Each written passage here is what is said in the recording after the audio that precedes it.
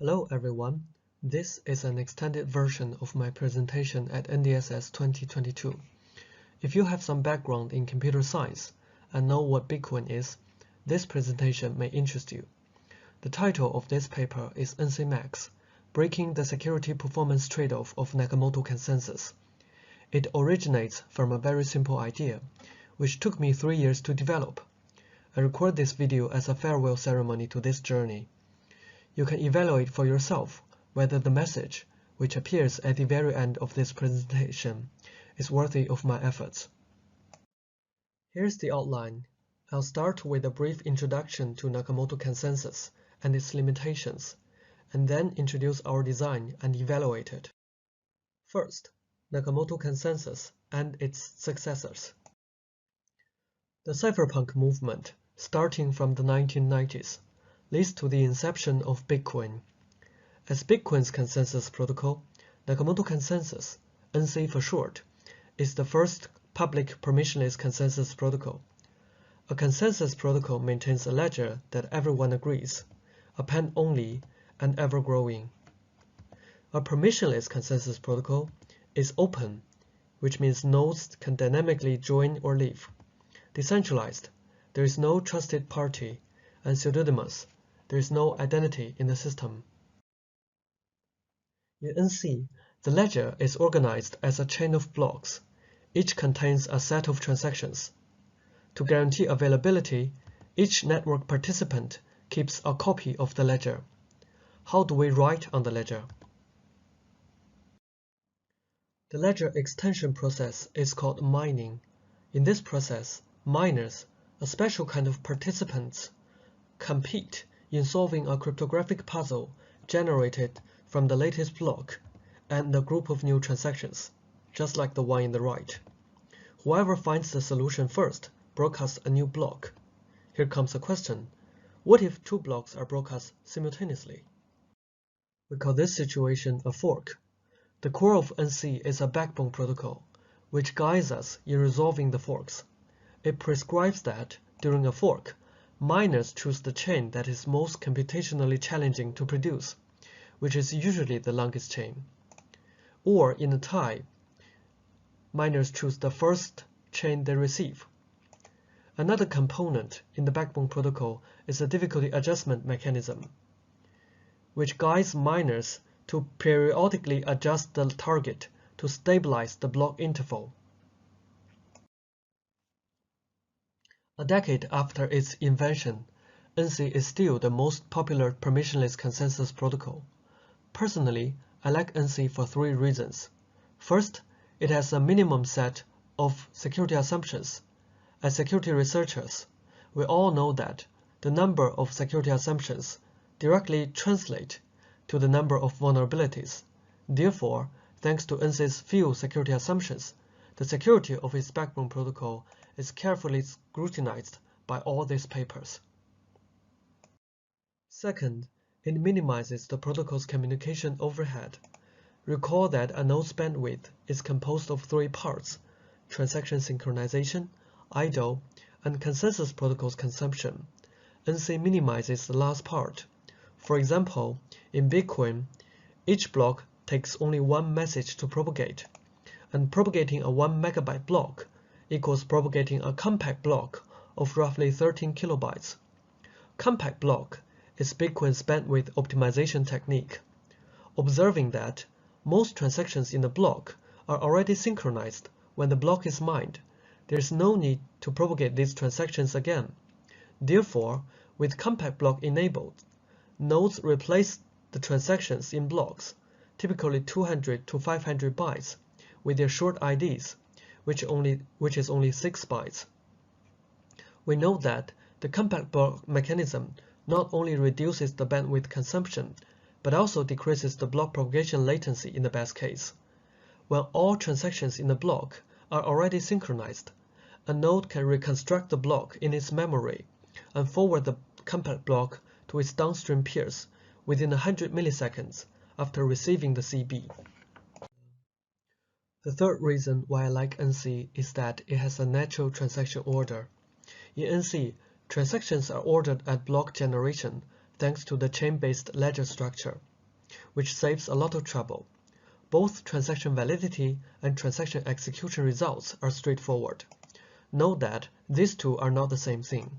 For example, for two smart contract function calls, transaction 1 is x equals x minus 2. Transaction 2 is x equals x times 5. Both are valid, but if the order is changed, the result is changed. To sum up, we start from NC's backbone for its security, simplicity, and flexibility. Later protocols have their merits, but none of them comprehensively outperforms NC. NC's backbone is still a best base for further innovation. Old school is the best school. This lady is arguably the best female Go player of all time. She is 59 years old, yet still ranked among the top players. Second, NC's limitations. What limitations? The icon basically spoils it. NC suffers from a security performance trade-off. As the block interval follows exponential distribution, most of the bandwidth is idle. Recall that a node's bandwidth composed of transaction synchronization, idle, and consensus protocols consumption. In this figure, time goes from left to right. A diamond-shaped dot indicates when a block is mined. A curve indicates the block propagation latency. To reduce idle time, we can either raise the block size or reduce the block interval. Both approaches would increase the number of orphaned blocks, namely blocks do not end up in the main chain. On the one hand, if we raise the block size, the block propagation latency becomes longer, which would lead to more orphaned blocks. On the other hand, if we reduce the block interval, there will be more frequent block generation events, which would also lead to more orphaned blocks. This phenomenon is also reflected in our simulation. As you can see in this figure, when we reduce the block interval, meaning that when we move from the right side to the left side, the number of orphaned blocks increases. Also, when we raise the transaction processing workload, meaning move from the blue line to the green line, the number of orphans increases. Is that a bad thing? That is a bad thing. As you can see in this figure, more orphaned blocks would lower the adversarial mining threshold to secretly generate a longer chain, which would downgrade the security. Also, the bandwidth used to synchronize these blocks is wasted, but they could have been used to synchronize more transactions. Therefore, it also downgrades the performance. Alternative consensus protocols either modify or abandon the backbone protocol.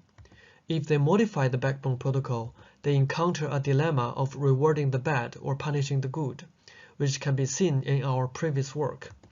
If they abandon the backbone protocol, they will introduce stronger security assumptions, higher bandwidth consumption, duplicate transaction packing problem. Some of these designs has no difficulty adjustment or transaction fee distribution mechanism. Both approaches negatively affect NC's security, simplicity, or flexibility. Therefore, in this paper, we would like to answer the following question: can we break this trade-off while keeping the backbone protocol intact? Third, NCMax, two-step transaction confirmation. To break this trade-off, we first need to identify the crux of it. In other words, how can we reduce the number of orphans? Naturally, we want to reduce the block propagation latency. Then how can we reduce that? We want to reduce the number of fresh transactions in the block. What are they? Fresh transactions are newly broadcast transactions that have not finished propagating to the network when they are embedded in blocks. How do these fresh transactions slow down the block propagation? In NC's block propagation mechanism, as we mentioned before, when there is no fresh transaction, upon receiving the compact block, a node forwards it to its downstream peers almost immediately. However, when there are fresh transactions, a node needs to first query these transactions and then reconstruct the block after receiving the reply. This extra round trip increases the one-hop block propagation latency from 0.1 second to 0.5 to 2 seconds. We confirm this bottleneck via several experiments, which either collect data from or simulate the Bitcoin network. First, when the number of fresh transactions increases, the block propagation latency rises. We deployed modified Bitcoin clients to reject some transactions and recorded the one-hop latency. When there is no fresh transaction, compact blocks are forwarded to the downstream peers within 0.1 second. When there are fresh transactions, it takes 0.5 to 2 seconds, thanks to the extra round trip. Second, we confirm that when the block interval decreases, the percentage of fresh transactions in the block increases, as shown in this figure. Third, previous works have shown that when the block size increases, the block propagation latency also increases. We are now ready for the main contribution of this paper. To remove fresh transactions in NCMax, we decouple the transaction confirmation process into two steps. A transaction must first be proposed in the transaction proposal zone with its truncated IDs, and then committed with its full content after W-close to W-far blocks, a window of W blocks. You can consider the transaction commitment zone as the transaction zone in NC's block format, and the transaction proposal zone as a new field whose main purpose is to synchronize fresh transactions. It is important to note that the validity of transactions in the proposal zone does not affect the block's validity. The proposed transactions can be malformed, illegal, or even missing, but that doesn't matter. Later miners can skip them. In our block propagation protocol, upon receiving a CB, the node can reconstruct all transactions in its commitment zone, as these transactions are already synchronized after receiving the predecessor blocks. The node then forwards the compact block to its downstream peers and query the missing transactions simultaneously. This two-step mechanism removes the fresh transaction synchronization process from the critical path of block propagation. Thus, blocks can always be propagated at the highest possible speed permitted by the network. As shown in this figure, the two-step transaction confirmation mechanism allows us to fully utilize the node's bandwidth to synchronize transactions without raising the number of orphans. Transaction synchronization can now overlap with later blocks propagation. Decoupling transaction synchronization and confirmation allows parallel transaction processing, similar to DAG protocols, while preserving the chain-based structure. Recoupling the two-step in an updated block structure can inherit NC's security properties and simplicity in reward distribution. Fourth, security analysis. To evaluate the security of NCMax, we first introduce how NC's security is formalized in the literature. NC maintains a transaction ledger whose key properties are persistence and liveness. Persistence means once a transaction is confirmed, it can never be reverted. Liveness measures the time between an honest transaction's broadcast and its confirmation. It is equivalent to censorship resistance, because if the attacker can cause an infinite delay, he can censor the transaction.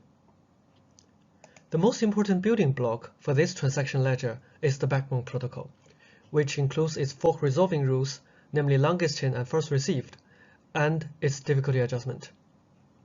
The security of the backbone protocol is measured by three properties. First, chain growth, which measures the minimum and maximum main chain growth speed. Chain quality, which measures the maximum percentage of main chain attacker blocks. And common prefix, which measures the maximum number of different blocks at the end of two nodes version of the blockchain. Now let's take a look at NCMax. As NCMax faithfully inherits NC's backbone protocol, there is not much to say in terms of security. It differs from NC only in the liveness property of the transaction ledger. In this slide, we explain why NCMax inherits NC's backbone protocol and its persistence.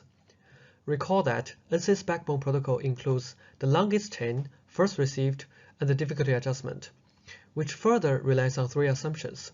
First, the block interval is larger than the block propagation latency.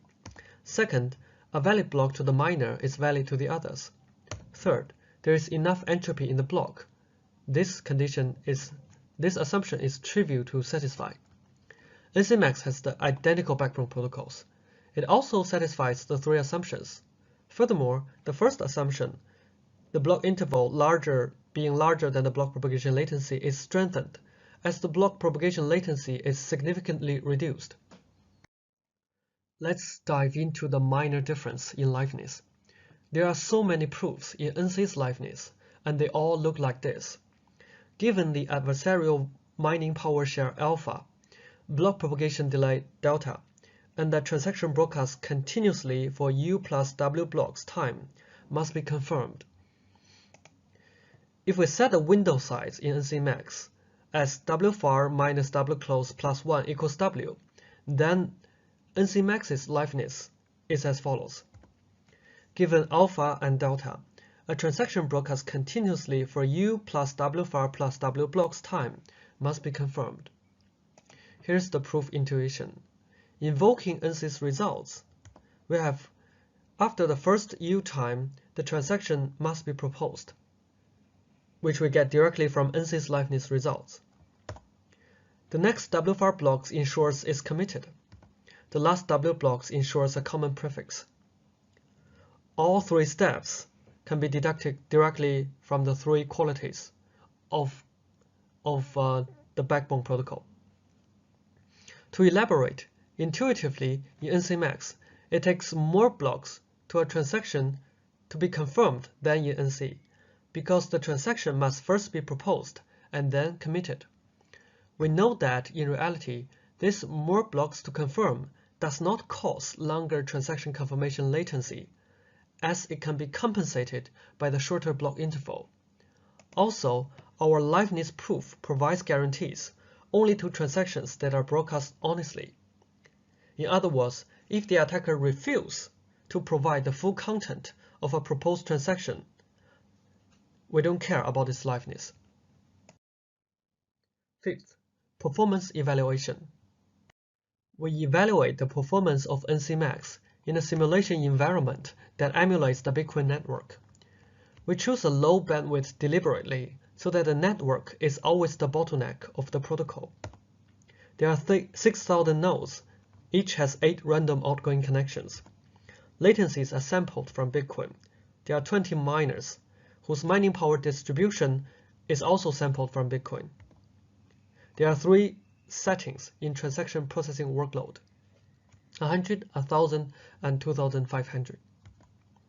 The expected block intervals are as follows: 1 to 5, and 10, 20, 40. We first measure NC's block propagation latency. As you can see from this figure, there is no fresh transaction only when the block interval is long. When there are fresh transactions, the medium latency grows from 3 to 20 seconds along with the block size. Then we measure NCMax's block propagation latency. There is never a fresh transaction, and the latency is constant regardless of the transaction processing workload and the block interval, which is roughly 600 milliseconds, in line with Bitcoin's current situation. In terms of orphan rate, NCMax orphan rate is independent of the transaction processing workload. The 3 lines overlap with each other. However, NC's orphan rate increases along with the transaction processing workload. We compare the throughput of NCMax and Prism, a state-of-the-art block DAG protocol. The main challenge for block DAG protocol is duplicate transaction packing, which means simultaneous blocks usually contain the same set of transactions, wasting both bandwidth and transaction processing capacity. Prism addresses this issue by splitting the transaction space into multiple colors, and each transaction block is only allowed to pack one color, hoping that simultaneous blocks will have different colors, therefore fewer duplicate transactions. As you can see from this figure, Prism throughput heavily relies on the number of colors. It performs better when there are more colors. However, more colors in Prism come at the price of higher transaction confirmation latency. As you can see in this figure, the transaction confirmation latency increases along with the number of colors. In this metric, NCMax and Prism are comparable. NCMax is 3 times to 6.6 times faster than NC. At last, conclusion. What we did in this paper is that we chose NC as a base for further innovation. To break the trade-off, namely to reduce the number of orphans, we introduced the two-step transaction confirmation mechanism. The benefit of this approach is threefold. We use the same backbone to inherit security, the chain-based ledger structure to preserve flexibility, decoupling transaction proposal and transaction confirmation and recoupling them into the same block structure to preserve simplicity. Here are some frequently asked questions regarding this idea and their short answers. If you're interested, you can pause this video to read them. Please read the paper for their complete answers. Our contributions are applicable to other scenarios. First, the security performance trade-off also applies to block DAG protocols. Second, the two-step solution applies to all blockchain designs with uneven block intervals, including Chia, Hyperledger Sawtooth, and Posset. With this paper, we would like to remind the blockchain community that there are actually 2 parallel processing approaches in distributed systems, pipelining and concurrency. Previous designs, mostly block DAG protocols, focus on the concurrency approach. This design brings the pipelining approach into the field, which enjoys same or stronger security, stronger functionality, and simpler design, which means less bandwidth waste. The transaction confirmation latency is more stable, which means it's better than the concurrency approach in the worst case. At last, we would like to bring forward the importance of the network layer, which is long overlooked by protocol designers. This picture is the starting point of the entire design and the past several years of my work. We argue that before abandoning a well-scrutinized protocol, designers should take a look at the actual bottleneck, experimentally confirm it, and try to eliminate it. We believe such an incremental approach, though not necessarily in line with the blockchain industry's eagerness for revolutionary breakthrough, is meaningful and inspirational, because it allows an easy transfer of our knowledge. Novelty lies in simplicity, not complexity. Looking forward to your questions.